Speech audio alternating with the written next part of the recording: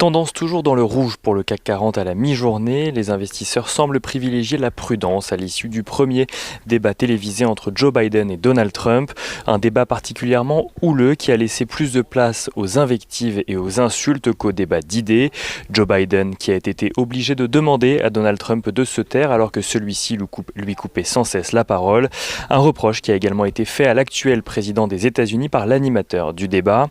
Joe Biden a également traité Donald Trump de clown ou encore de raciste, mettant en cause également sa gestion dans la crise du coronavirus. Il accuse Donald Trump de n'avoir regardé que les marchés financiers et d'avoir été incapable de répondre sur le plan sanitaire.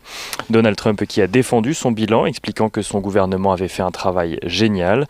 D'après CNN, Joe Biden sortirait vainqueur de ce duel télévisé, 60% des téléspectateurs le considérant comme victorieux, contre 28% pour Donald Trump.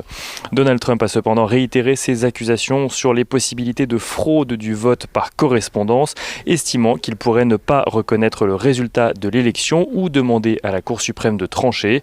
Cour suprême où les républicains possèdent, rappelons-le, une large majorité à présent. Ce débat a donc pour le moment relégué au second plan les nombreuses statistiques attendues aujourd'hui. En premier lieu, les bons chiffres de l'activité manufacturière en Chine. L'indice PMI de l'activité manufacturière ressort donc à 51,5 en septembre en Chine, soit légèrement plus qu'en août, grâce notamment à une progression des exportations sur plusieurs mois. En France, l'inflation ralentit sur le mois de septembre. Celle-ci s'estime à 0,1% sur le mois, après 0,2% pour le mois d'août.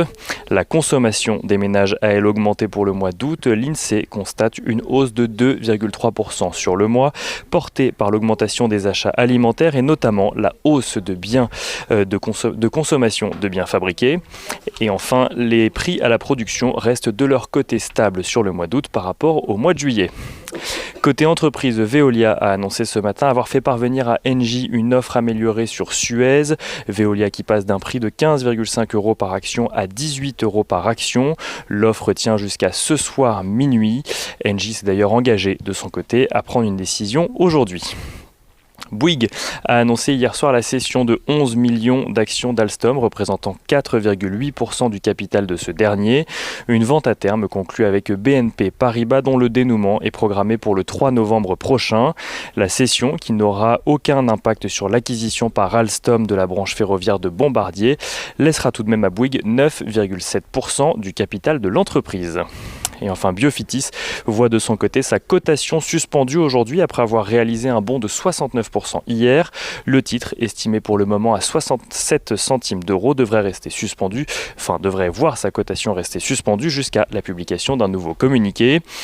Et enfin, les enchères 5G se poursuivent en France aujourd'hui. Hier, 4 tours de table ont eu lieu, mais n'ont pas réussi à départager les opérateurs. Le prix d'un bloc de 10 MHz atteignant 85 millions d'euros. Seulement 13 blocs sont à ce jour demandés par les opérateurs contre 11 disponibles. Les enchères ont donc repris ce matin. Le prix pour le 5e tour étant fixé à une ouverture à 90 millions d'euros. Les investisseurs pouvant monter par tranche de 3 millions d'euros. Et si leur Luxottica enfin voit HSBC relever sa recommandation de achat à conserver, le titre perd un peu moins de 1% à la mi-journée. Le pétrole recule de son côté, se rapprochant du seuil des $40 pour un baril de Brent. L'euro-dollar retombe, lui, sur le seuil de 1,17 $ pour 1 euro, l'enfonçant même légèrement.